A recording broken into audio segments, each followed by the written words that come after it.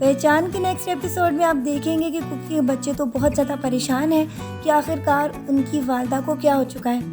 وہ کیوں اپنے بچوں کو چھوڑنے پر مجبور ہے اور ساتھ ساتھ وہ اس کے ہسبینڈ کو بھی طلاق لینے کی حد تک لے آئی ہے۔ بچوں کو تو اس بات کا احساس ہے کہ ان کی والدہ ان سے بہت محبت کرتی ہے، لیکن اچانک بدلتا ہوا رویہ اس کے بیٹے کو شک میں مبتلا کر رہا ہے اور وہ یہ سمجھ رہا ہے کہ اس کی والدہ واقعی کسی اور شخص میں انٹرسٹڈ ہے، جو کہ سارے لوگ اس کو کہہ رہے ہیں۔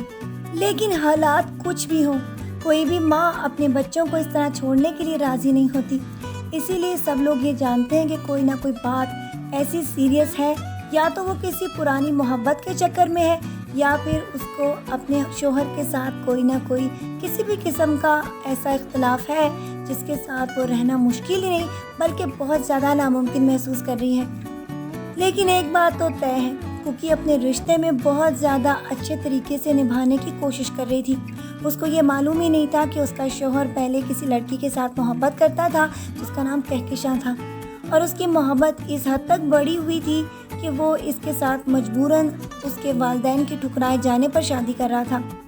یہ باتیں اب کوکی کو بھی معلوم ہو چکی ہیں، اور کوکی جو کہ عدنان کو اپنی زندگی میں شامل کرنے کے بعد عزیز کی محبت کو بھی بھولا بیٹھی تھی، اب اس کو اس بات کو جاننے کے بعد انتہائی تکلیف ہو رہی ہے کہ یہ اس کے ساتھ سمجھوتے کے رشتے کے ساتھ بندھا ہوا تھا۔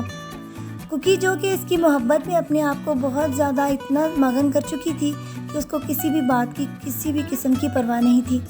وہ تو ہر وقت اسی کے گھر والے اور ساتھ ساتھ اپنے گھر والوں کی ڈیمانڈ سے پوری کرتی رہی، اور سب لوگ اس کو اسی بات کے اوپر فورس کر رہے ہیں کہ وہ واپس اسی زندگی میں چلی جائے تاکہ ان لوگوں کو اس کے تھرو بہت زیادہ فائدہ حاصل ہو۔ لیکن اب تو کوکی عدنان سے کسی بھی قسم کی کوئی فیور بھی لینا نہیں چاہتی،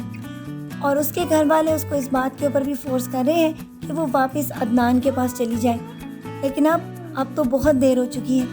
کوکی کو جب اپنے 13 سالہ شادی شدہ زندگی کے بعد حقیقت کے بارے میں پتہ چلا ہے تو اب